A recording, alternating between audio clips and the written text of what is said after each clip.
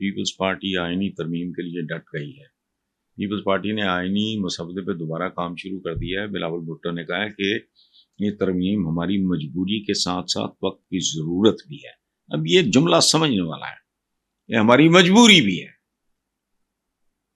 کہیں سے کوئی ڈنڈا ڈنڈا مجھے نہیں پتا کہ مجبوری بھی ہے اور ضرورت بھی ہے، یہ بڑا دلچسپ کمبینیشن ہے۔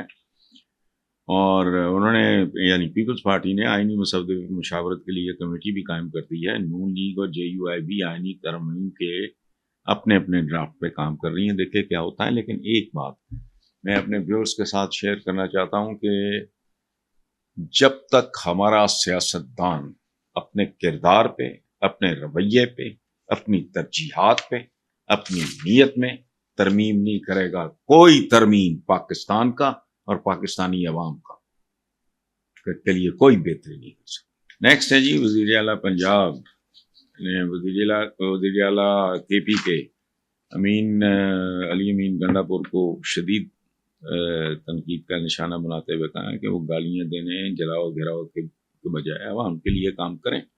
پنجاب کے عوام کو دہشت گرد بنانے کی اجازت نہیں دی جائے گی، اور پنجاب میں قانون آ کے جو بھی توڑے گا منہ توڑ جواب ملے گا۔ یہ ٹھیک ہے، یہ باتیں برائے باتیں ہیں، ان میں حقیقت اس لیے کوئی نہیں ہے کہ خود ان کے جو والد تھے وہ بے نظیر بھٹو اور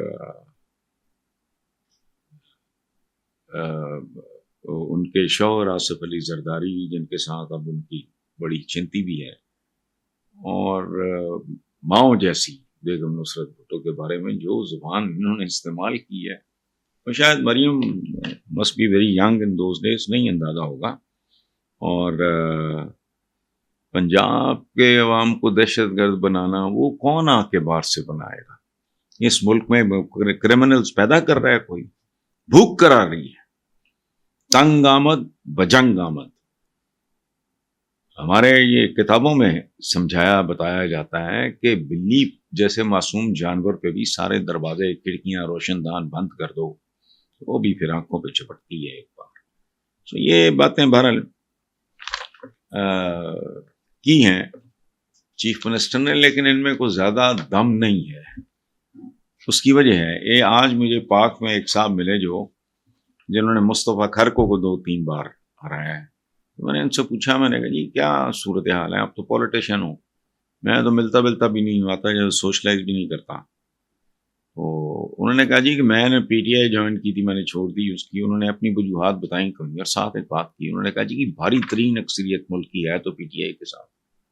انہوں نے بعد میں جماعت اسلامی بھی جوائن کی، آج کل شاید وہ جماعت اسلامی کے ساتھ ہیں، میں نام ان کا بھول رہا ہوں، ہی از اے لائر، اور تعلق ہے ان کا مظفر گڑھ سے، خر صاحب کو شکست دینے والا بندہ۔ تو یہ جو بات کر رہے ہیں کہ جی نوجوانوں کے نعرے لگانے والے بڑے ہیں، یہ وہ جو ووٹ بینک ہے وہ سب کو پتا ہے ملک میں جو پریکٹیکلی جو صورتحال ہے۔ نون لیگ کا تو اب مطلب، لیکن بہرحال انہوں نے زندہ رہنا ہے یا زندہ رہنے کی کوشش کرنی ہے، اس لیے وہ اس طرح کی باتیں کرتی ہیں۔ ایک بات البتہ اس میں تھوڑا وزن ہے، علی امین گنڈا پور صاحب نے باقی جو کہا بالکل ٹھیک ہے، میں کون ہوتا ہوں اس سے ایگری یا ڈس ایگری کرنے والا۔ گزارش صرف ایک ہے کہ جب آپ ماؤں بہنوں بیٹیوں کی جب بات کرتے ہو، خواتین کی بات کرتے ہو، تو اس وقت یہ بھول جانا چاہیے کہ یہ ہماری دوست ہے، یہ دشمن ہے۔ وہ مائیں بہنیں ہوتی ہیں، ہمارا کلچر ہے ایسٹ کا، تو عورت کا احترام تو ویسٹ میں بھی آسمان پہ ہے، ہمیں تو تربیت یہ دی گئی ہے۔ تو وہ گنڈا پور صاحب کو اس بات کا بالکل خیال کرنا چاہیے کہ بات کرتے ہوئے یہ دھیان میں رہیں، اور ممکن ہے بعض اوقات ہوتا ہے کہ آدمی کا مطلب وہ نہیں ہوتا جو وہ بول دیتا ہے، لیکن سوچ کے بولنا چاہیے تاکہ کوئی ایسی بات تو نہیں جس کو کوئی غلط طریقے سے انٹرپریٹ کر سکے یا سمجھنے میں اس کو غلطی ہو جائے۔ خواتین کے بارے میں بات کرتے ہوئے بہت احتیاط کی ضرورت ہے۔